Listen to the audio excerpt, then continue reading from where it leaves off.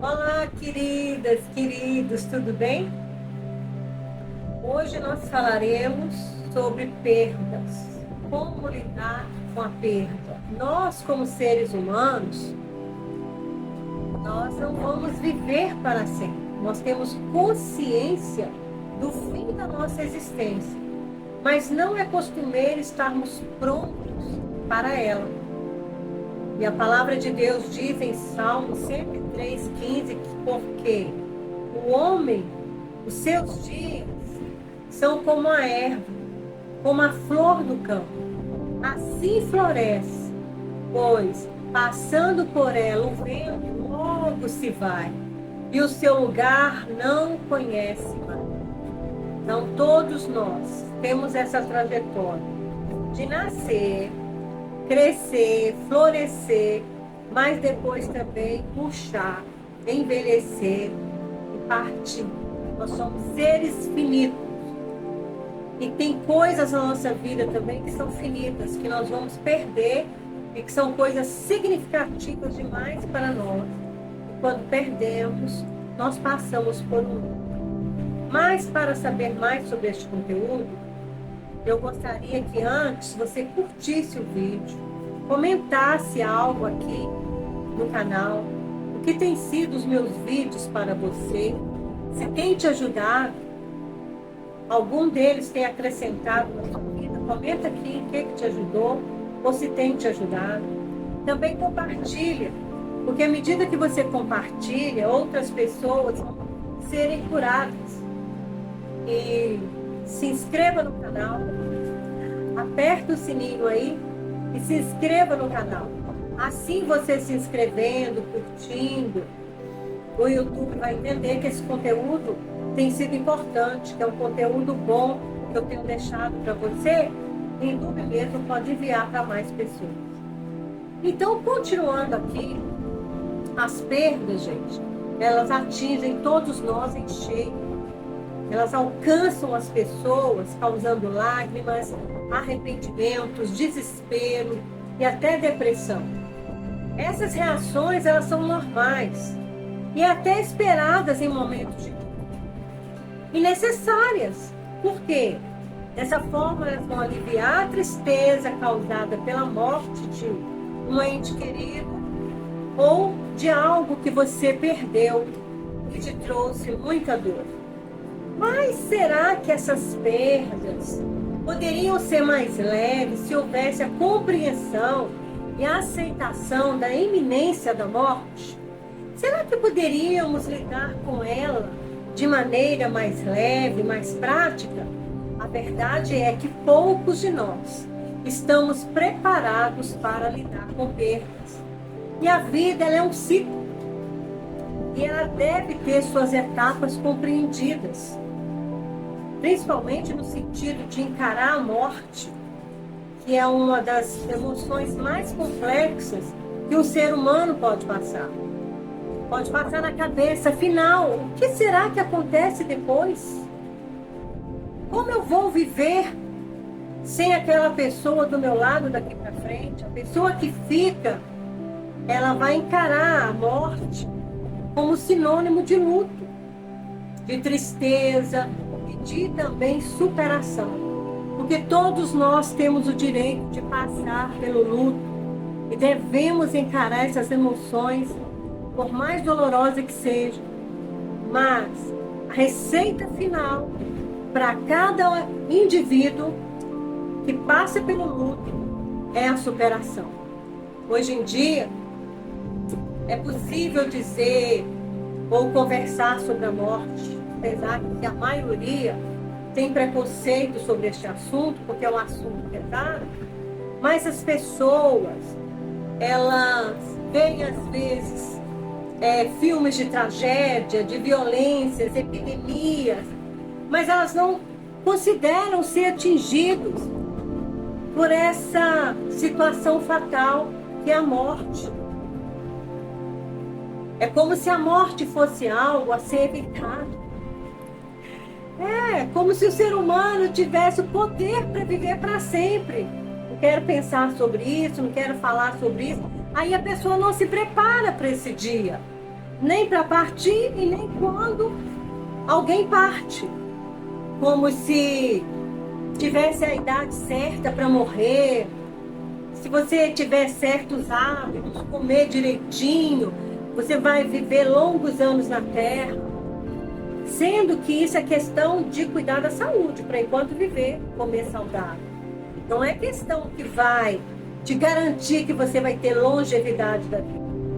A palavra de Deus dá garantia de longevidade quando nós honramos pai e mãe. Aí a Bíblia diz que a recompensa é que você viverá longos dias na terra. O ser humano faz negociações. Se for adoecimento severo, aí sim, a pessoa morre. Quando na verdade a morte é para quem está vivo. Essa negação social, ela pode ser um dos motivos relevantes para o luto ser um causador de tantas angústias. Porque as pessoas negam falar sobre esse assunto, se preparar, e acham até que não tem preparação para o luto. Mas tem. A palavra de Deus diz no Salmo 116:15 que preciosa é para o Senhor, aos olhos dele, a morte dos seus santos. Fala de preciosidade aí mesmo no grego, essa palavra preciosa, fala do valor de joias, preciosidades. No Salmo 72:14 diz que no mesmo sentido, diz que a vida de um homem é preciosa aos olhos daquele que a poupa e preserva.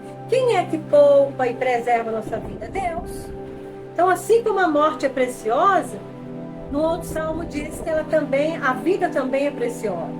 No livro de Reis 1:13 diz: os filhos de Deus são preciosos aos olhos de Deus. Em Romanos 14:8 diz que, morrendo ou vivendo, nós somos para o Senhor. Vivendo ou morrendo é para o Senhor. Então, tanto a vida como a morte pertence a Deus.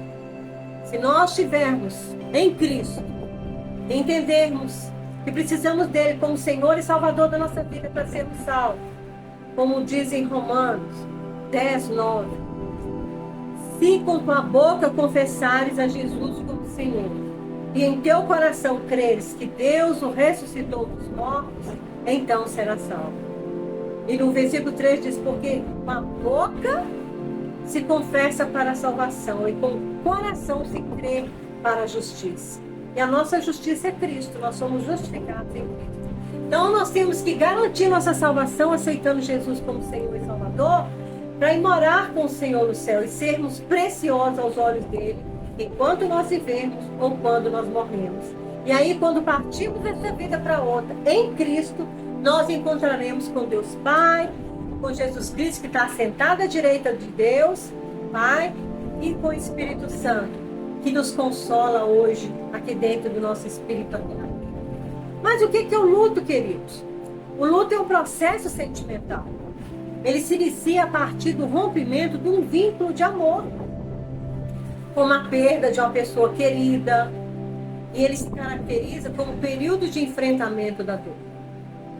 Nós perdemos, nossa avó, tem uma semana hoje, terça-feira passada, ela partiu, o sepultamento dela foi na quarta-feira. Eu vivi 2 dias de lutos intensos. A minha mãe viveu um pouco mais, eu estou aqui com a minha mãe, hoje ainda. 10 de dezembro de 2022, ela estava de pé, indo na rua, no mercado, fazer compra, cozinhando. Daí para cá ela foi enfraquecendo, ficava mais deitada. No último mês, ela sentiu até algumas dores, mas o Senhor a levou.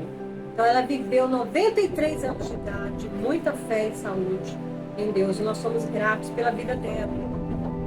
Mas é importante vivenciar esse estado emocional para conseguir seguir em frente. Quem reprime seus sentimentos, suas emoções, suas tristezas e dores, pode passar para fases como a depressão, porque não está vivenciando as emoções de um luto. E o luto, ele é uma sensação que surge quando se perde um vínculo afetivo profundo ou contato com uma experiência com a qual a gente já estava acostumado. Por exemplo, no trabalho, você está ali há anos naquela empresa se doando, ou num ministério se doando. De repente você perde aquele ministério, você tem que sair, né, daquela denominação, você perde aquele trabalho, contato com aquelas pessoas. É como se a sua utilidade estivesse indo embora. E você pode então entrar numa fase de um luto significativo e até profundo. O luto, ele não precisa estar diretamente ligado à morte de alguém. Como eu citei o exemplo aí, agora sim. Ele pode estar relacionado a diversos outros processos, gente, de perdas, de mudanças intensivas que nós vivenciamos em nossa vida. Desde objetos da infância, que a pessoa às vezes se apega muito àquele objeto, moradia, às vezes a pessoa tem que mudar. Criança se apega muito na escola e às vezes os pais têm que mudar para outra cidade. Namoros, tem namoros que deixam traumas, dores significativas. Casamento, quando acontece o divórcio. É um luto que a pessoa passa de muita dor. E assim nós podemos sentir essa falta, esse luto, por alguém que nós amamos e perdemos, como também por animais de estimação. Nós podemos sentir pelo fim de algum relacionamento, de amizade, que pode ser um prejuízo muito grande também financeiro, a falência de um negócio, pela perda da saúde. As pessoas às vezes estão em doenças terminais, passam pelo luto antes, né, dela morrer. Ela vai sofrendo para ter aquela aceitação de que ela vai mesmo deixar essa vida e ir morar com o Senhor na glória em Cristo Jesus. A verdade, gente, é que o luto representa a perda de algo ou alguém que nós amamos. Significa muito para nós. Mas quanto tempo que dura o luto? O luto, primeiramente, ele acontece para todos, que varia a intensidade dos sentimentos que são vivenciados pelas pessoas. Ele não é uma doença, ele não é uma síndrome, nem mesmo sinônimo de vida desestruturada. Cada caso, gente, apresenta as suas particularidades. Mas, de maneira geral, ele não permanece por toda a trajetória da nossa vida, não. Você não vai passar por um luto após o outro, luto após o outro, em toda a sua vida. Vai ter períodos na sua vida que você vai ter um tempo de descanso, de paz.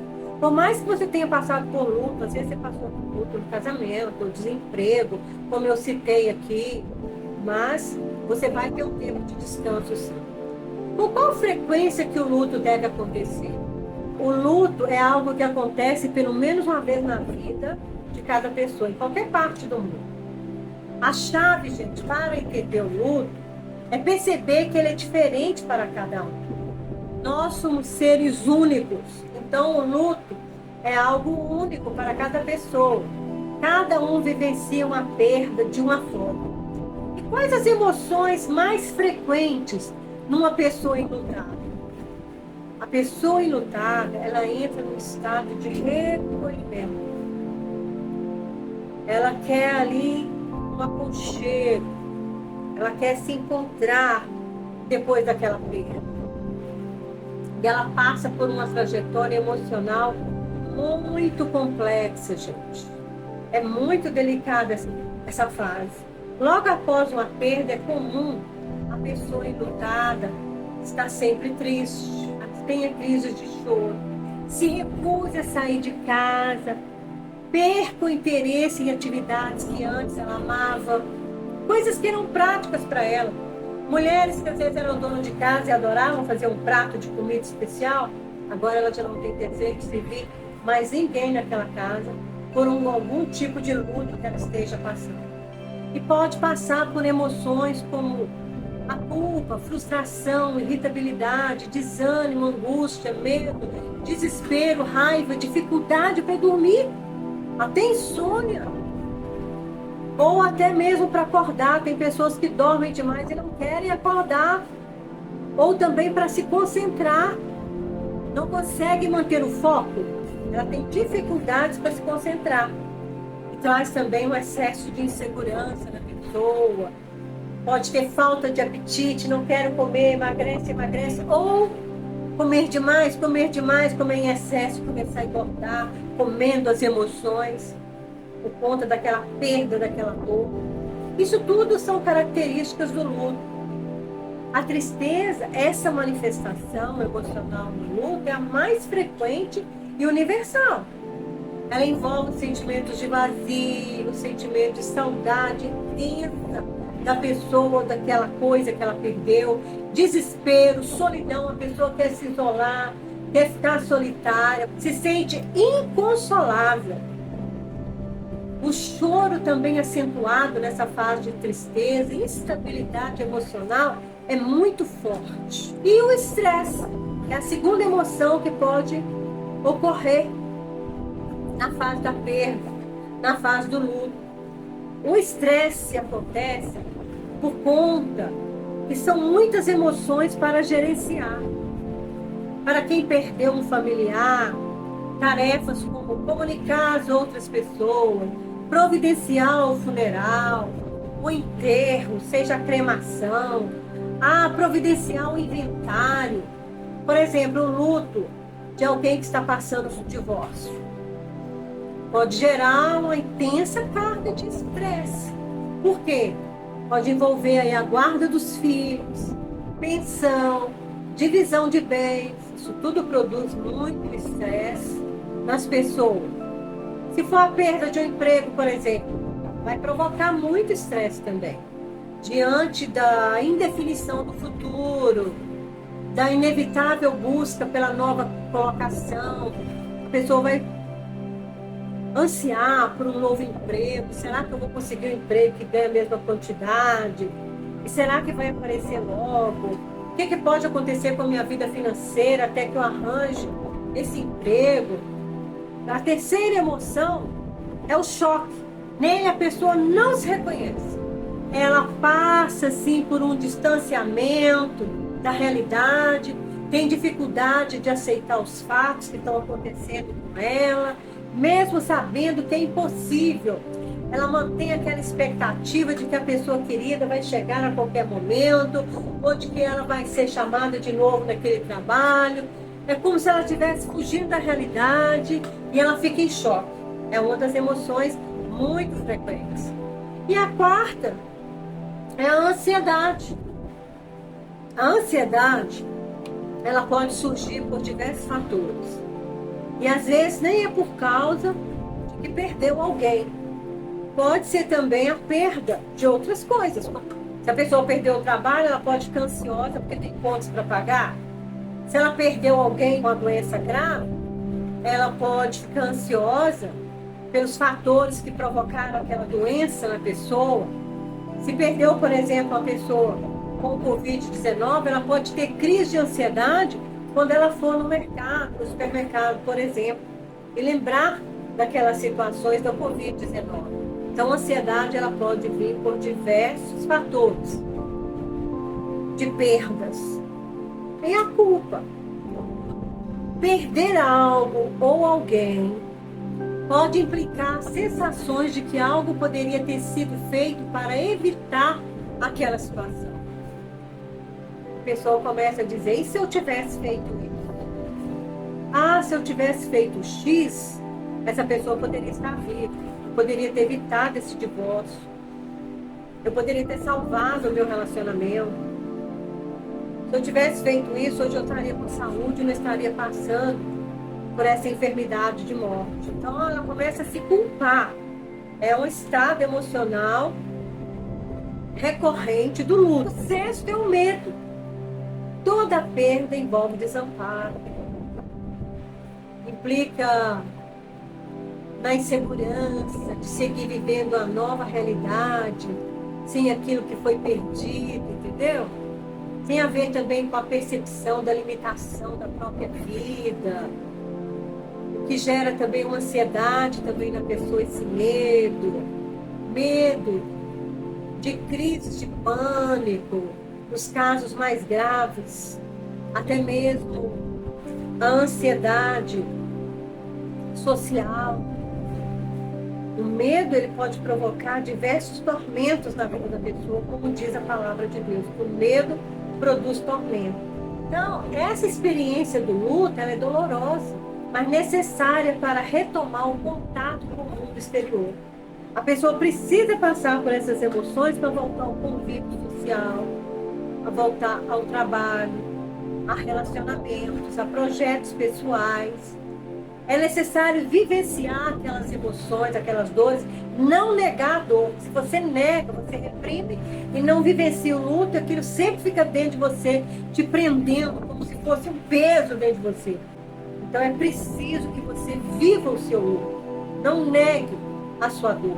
Vivencie a sua dor. A pessoa enlutada, ela pode sucumbir a sentimentos ruins ou então chegar no estágio da aceitação com naturalidade. Mas isso depende de quê? Depende da personalidade da pessoa. Depende de experiências de vida da pessoa e capacidade dela gerir as emoções. Cada um tem uma forma de lidar com os sentimentos. Cada um teve experiências diferenciadas na vida. Então, cada um vai viver a sua perda de uma forma única dela. Qual deve ser o resultado final, independente da situação? Superar o luto. Mesmo que demore anos, gente, para superar a morte de alguém próximo. Porque tem pessoas que vai superar, pode ser por dias, como foi o caso da minha avó. Mesmo que a gente lembre dela, vamos ter memórias boas.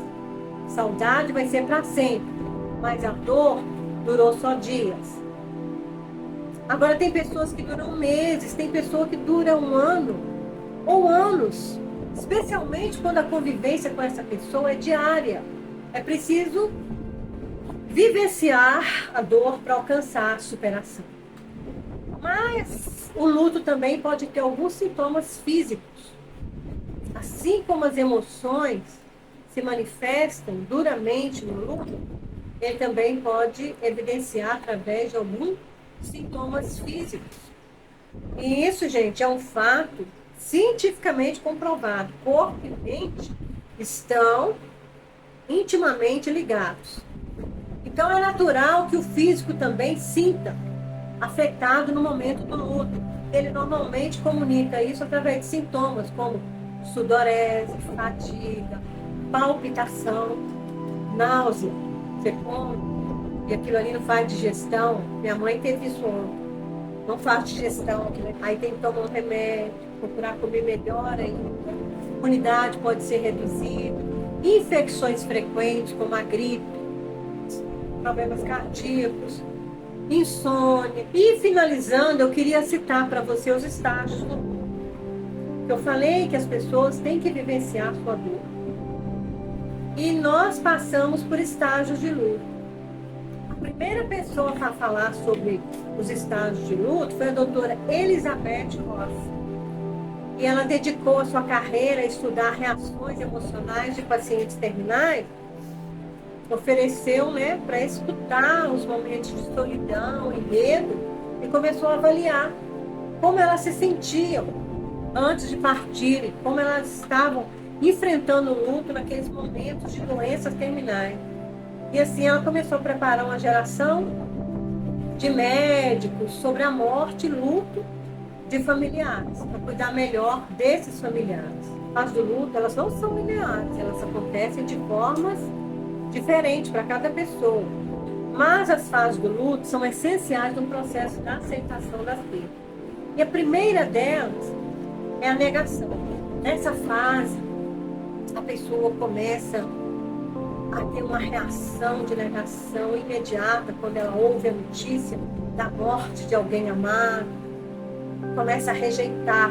Lá na mente dela e no coração dela, ela não aceita que aquela pessoa morreu. Que o ente querido partiu mesmo. E a pessoa enlutada, ela não acredita nessa possibilidade de ter perdido esse alguém tão amado, tão querido. E ela começa a dizer, é impossível isso ter acontecido. É impossível. Ela nega. E a negação, ela não deixa de ser um mecanismo de defesa que a pessoa usa para processar de forma gradual a sua perda. Se ela processar de forma rápida, quem passa pela negação pode destruir seu psicológico. Ela permite a acomodação dessa informação para ela poder processar tamanha dor com essa perda.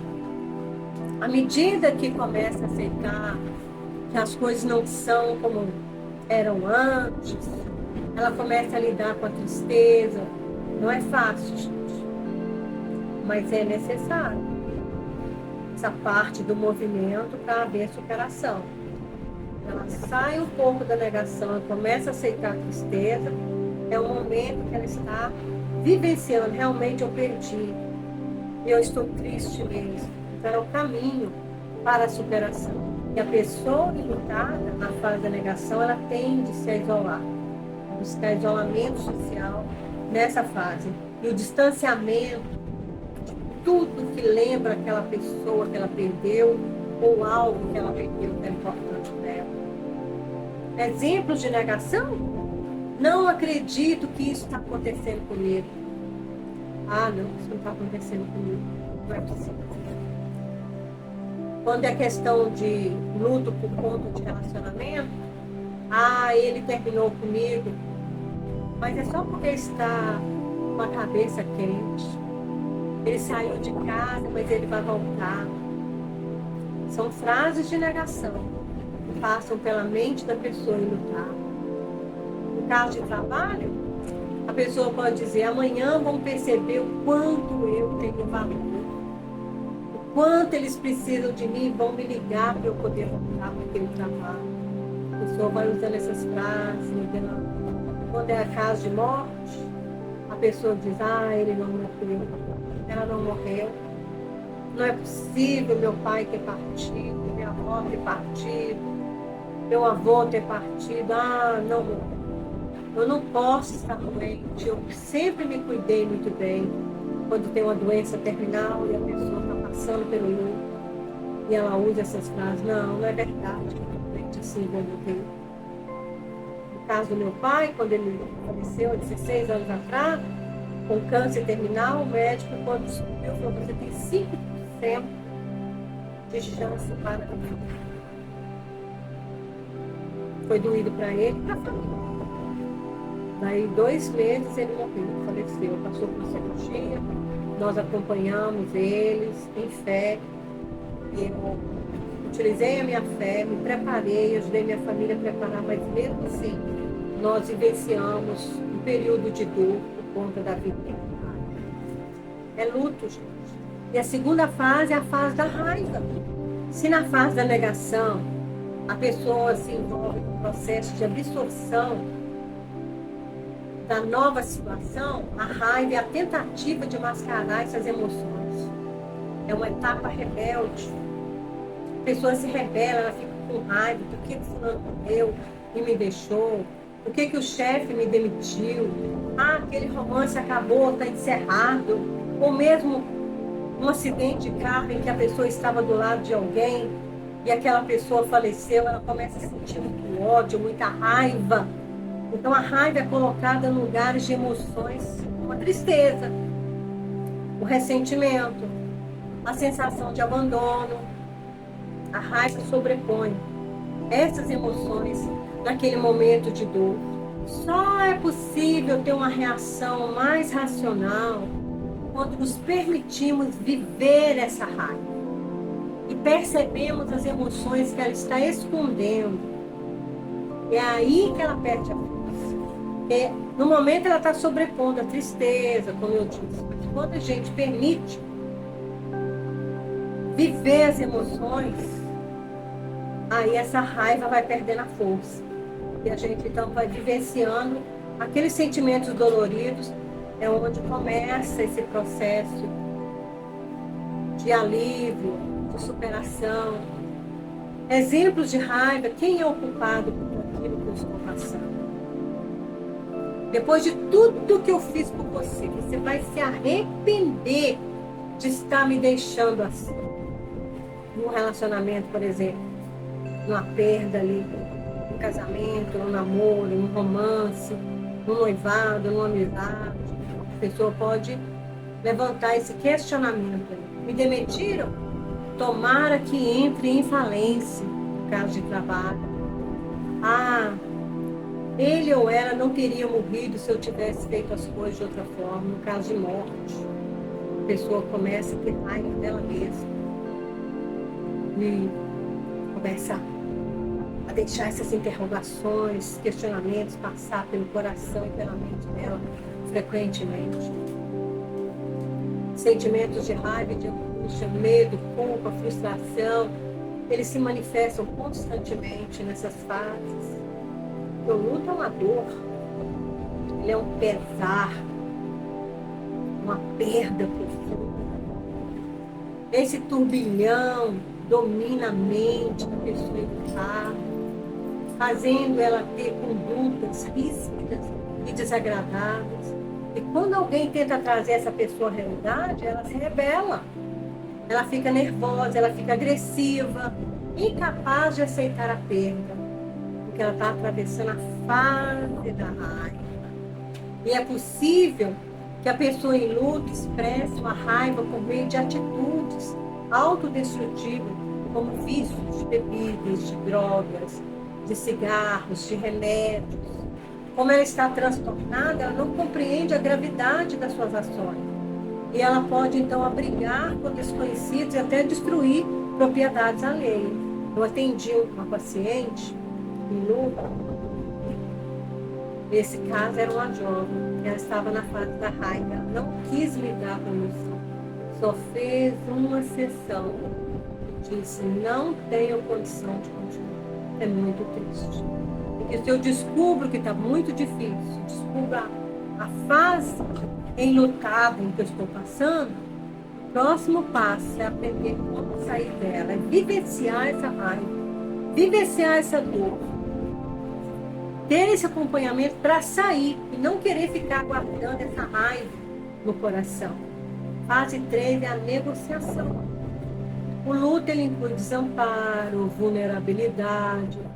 Então é natural que o ser humano procure formas de sair dessa situação. Tentar recuperar o controle também é uma forma de atrasar a tristeza.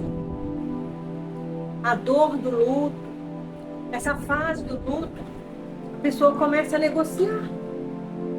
Fazer negociações, barganhas. Ela negocia consigo mesma, ela negocia com Deus, desesperada para aliviar a sua dor. E diversos pensamentos passam pela cabeça dela nessa fase. Se eu tivesse feito isso, se eu tivesse feito X, talvez eu não teria perdido. Talvez fulano não teria morrido. Ela fica tentando negociar na sua mente para reverter a situação. E aí esses pensamentos ficam sempre rondando a mente dela. Exemplos de negociação? Se isso for revertido, eu juro que eu irei. Se eu tivesse dado mais atenção a quem eu amo, não estaria passando por isso agora. A pessoa começa a negociar consigo mesma. Se eu fizesse mais horas extras, teriam notado o meu valor e não teriam me mandado embora. Se ao menos eu tivesse impedido aquela viagem, o acidente não teria acontecido e ela estaria aqui agora. Se eu não tivesse adiado o meu check-up, eu não teria pegado essa enfermidade, eu teria evitado a evolução dessa enfermidade, dessa doença. Quarta é a fase da depressão. Após a negociação, a barganha, a pessoa se volta para o presente e entende que é impossível voltar à vida como era antes. E aí, então, nessa fase, surgem sentimentos como desinteresse, desânimo, sensação de vazio. Então, a dor entra em nossas vidas e implica tão profundo que jamais imaginamos existir. Esse estágio depressivo parece durar para sempre. É importante entender que essa depressão pós-morte não é um sinal de doença mental. Não é um transtorno depressivo maior. Ela faz parte e é uma resposta apropriada para uma grande perda, gente. Nós nos retiramos ali da vida cotidiana quando passamos por essa fase da depressão, imersos em uma névoa de solidão, de tristeza, de vazio, imaginando, tem alguma razão para eu continuar sozinho? Por que eu devo continuar com isso tudo? Uma das 5 fases mais intensas do luto é a depressão. Ela é desgastante. A pessoa é acometida de um grande sofrimento, o qual pode se prolongar semanas, meses. É uma tristeza profunda nessa fase. Ela se apega à dor causada pela partida do ente querido, usando ela como combustível para permanecer no estado depressivo. É muito triste. Assim, aquela pessoa ali lutada chora copiosamente nessa fase, ela repensa suas decisões, experiências de vida, se isola de familiares e amigos nessa fase, tem crise de saudade e não consegue retomar a vida normal da mesma maneira que antes, sente aquele pesar mais intenso. Nesse estágio, requer muito apoio de familiares, amigos e pessoas próximas com essa pessoa lutar. Além de acompanhamento terapêutico e psicológico, gente. Porque a pessoa em luto, se não cuidar dessa depressão pós-luto, ela pode entrar na depressão, que é uma doença mental, que é o transtorno depressivo maior. Então, daí a necessidade de cuidar para sair desse estágio e entrar no estágio da aceitação da morte, da aceitação da perda de algo que foi especial para ela. Nessa fase, as pessoas que não têm entendimento desses assuntos acham que não é natural, que não é normal a pessoa ficar sentida, deve se livrar daquilo ali. Porém, não sentir depressão numa fase de luto é improvável. É muito sofrido o luto. Tempos de depressão, nunca mais vou me apegar, estou condenada a falhar sempre. Que motivos eu tenho para seguir em frente? Sem ele, sem ela? Não adianta procurar outro emprego, vou ser demitida de todos eles. Sem ele ou sem ela eu não sou nada. Perdi minha razão de viver. Ah, não há esperança, eu vou morrer de qualquer jeito. Então, para que eu vou me importar? Para que eu vou me cuidar? Se eu vou morrer de qualquer jeito. São frases da pessoa depressiva. E a última é a aceitação, que é a 5ª fase. Aceitação, muitas vezes confundida com bem-estar, com estar ok, com aquilo que aconteceu. Não é bem assim, gente. A maioria das pessoas não sente bem com a perda. Ela processa aquela dor e aceita. Eu aceito a realidade da pessoa que eu perdi fisicamente, ou se eu perdi algo significativo, aí eu reconheço a nova realidade.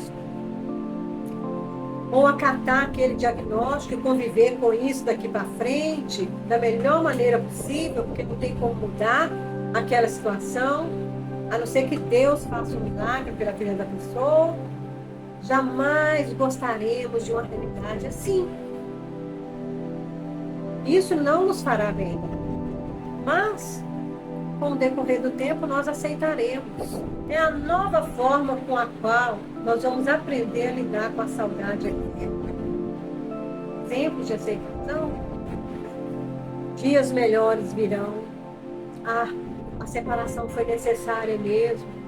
Não havia mais como ser feliz nesse relacionamento. Talvez eu consiga um novo emprego até melhor, quem sabe, do que aquele que eu tinha. Pelo menos nós pudemos conviver em paz. Eu pude dizer o quanto eu amava aquela pessoa. Ou eu vou tentar aproveitar o tempo, sabe, que eu ainda tenho para corrigir os erros pedir perdão e tentar passar bons momentos com as pessoas que eu amo. São frases de aceitação, que é o último estágio do luto.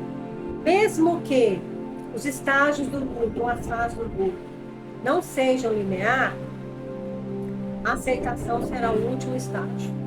Nesse momento, os sentimentos de luto já foram externalizados, colocados para fora, e resulta aí, então, uma paz interior.